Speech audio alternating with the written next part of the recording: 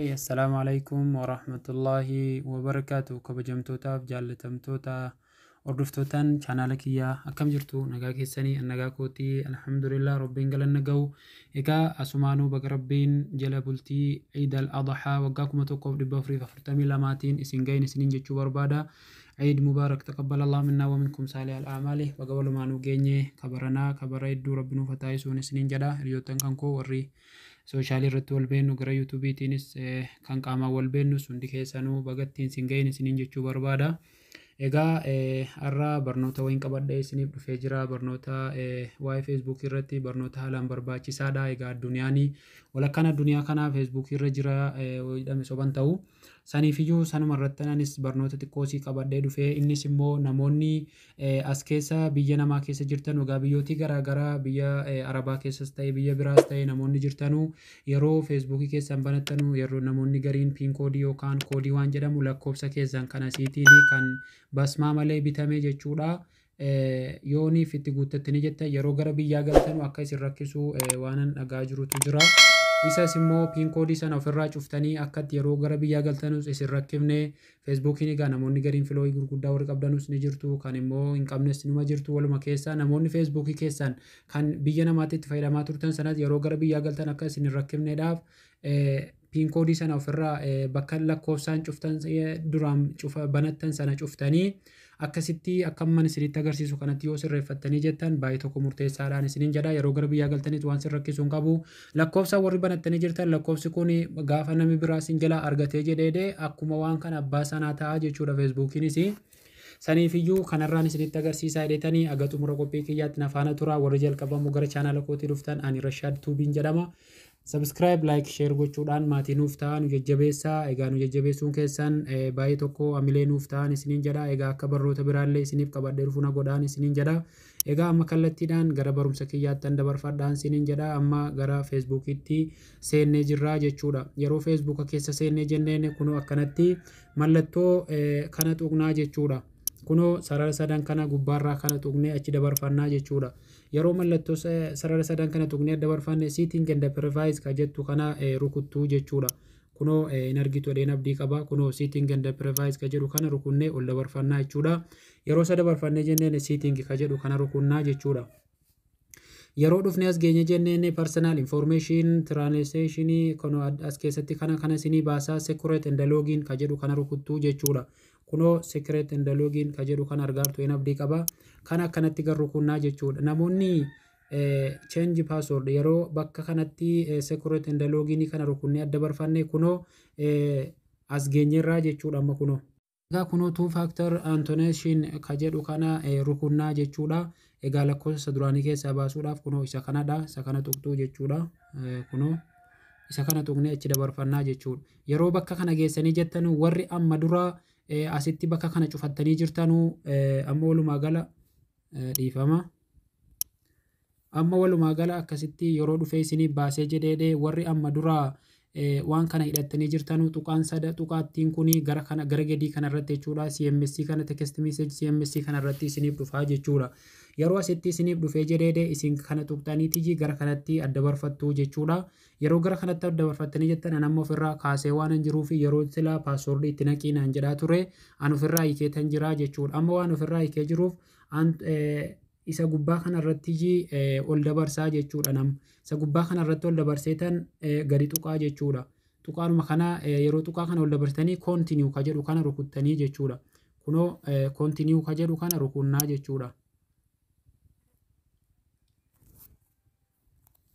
Dhiifama. Wanni asitti isin beekuu qabdan warri asitti meesejii lakkoofsa keessanii hidhattanii piin koodiidhaan cufattanii jirtanuu lakkoofsa keessaniin lakkoofsa keessan kana asirratti tuqxanii sana booda yeroo gar rukuttanii jettanuu piin koodii isin gaafata paaswordii kan feesbuuka keessanii isin gaafata isa itti naqxanii ofirraa ofii gootanii addee bitanii kanarratti ol dabarfattuu jechuudha. Erga kanarratti ol edda sana ofirraa ofii gootanii jettanii isa gubbaa kanarratti ol dabarfattanii sana booda continue ka jedhu kana rukunnaa jechuudha. yeroo as geenye jenneen amma akkam goonaa kana asumatti dhiifneetiyyi amma gara pilistoorii deemnaa jechuudha. Amma kana asumatti dhiifnee amma pilistoorii seennaa jechuudha. Kana asumatti dhiiftanii pilistoorii dhaqxuu jechuudha. Kana bakkuma kanatti. Egaa pilistoorii keessa yeroo seennee jenneen kunoo aappii kanatti barreessituu jechuudha. Kunoo argaa jirtu inni abdii qaba. Appiliikeeshina kana Google kana itti barreessituu jechuudha. Kunoo. Google Antarctic ka jedhu kana itti barreessituu jechuudha. Nama gadi buuseen jira waan ta'eedhaaf asuma irratti ilaalaatii barreeffadhaan isiniin jedha. Sana booda kallattiidhaan feesbuukii keenyatti deebinaa jechuudha. Feesbuuka keenya bakka silatti dhiifanne sanatti deebinaa jechuudha. Jechuudha kunoo saanduqa kana keessatti hanga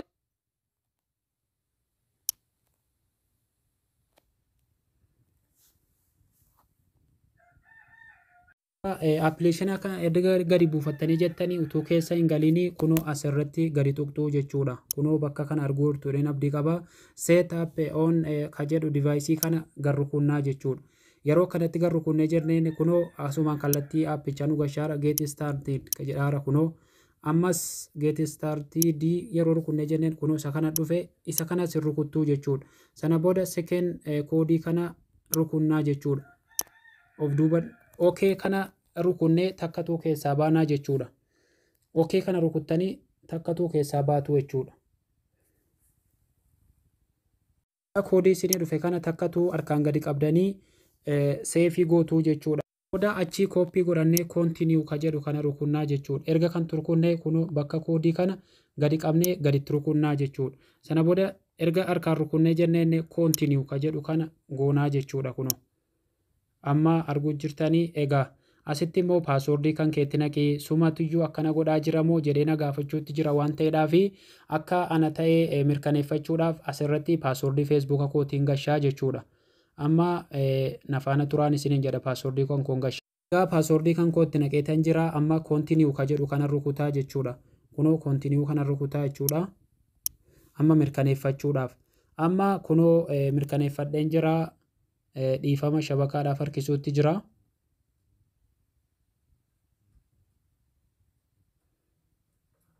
Egaa dhiifamaan isiniin jedha shabakaadha waan ta'eef. Bakka kana yeroo geenye jenneen waan amma dura appiliikeeshinicha gadi buufannee jirruuf waan shabakaan kan qonna baaseef asitti irra deebi'aa jira.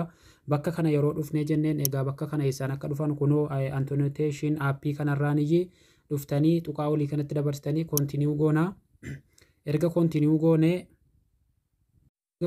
goonee kunoo seetaappii kunoo bakka kanaa jechuudha. Yoo shabakaan isin didee jedhee of duuba deebitanii asiin bakka kana tuqxuu jechuudha. Okay kana tuqxanii takkatuu seef godhattuu jechuudha.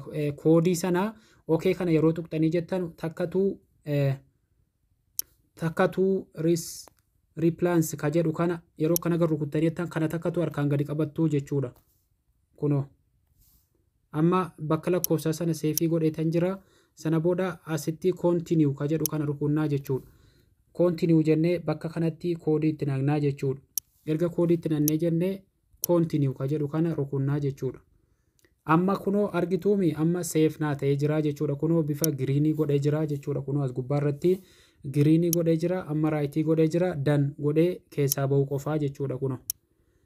Kunoo amma dan godhee keessaa bahitan jira. Amma kunoo akkam fedhetti qollofadheen jira. Amma abbaan fedhee jijjiirrachuu hin danda'u jechuudha. Amma abbaan fedhe jijjiiruu hin danda'u jechuudha kunoo. Akkasitti jijjiirradheetan jira. Egaa isinis immoo haala kanaan jijjiirradhaa. Yoo isiniif hin galle immoo koomintii jalatti na gaafadhaa. Waanan beekurraa isiniif han deebisaan isiniin jedha. Isinis immoo maatii nuuf ta'uu subscribe like gochuu hin dagatinaan isiniin jedha. Egaa wanti kun baay'ee tokko isin fayyada. Namoonni gara biyyaa galtanus kan biyya kana jirtanus kan abbaan paaswordii argate iyyuu abbaan fedhe iyyuu feesbuuka keessan seenuu hin danda'u. Egaa akka gaariitti eeggachuu dandeessu. Egaa barnoonni kiyyaarraa kana fakkaataa. Aga barnoota biraatiin walitti deebinu guyyaa gaarii naaf qabaadhaa. Nagaa keessanaaf olaan isiniin jedha. Baay'ee baay'ee.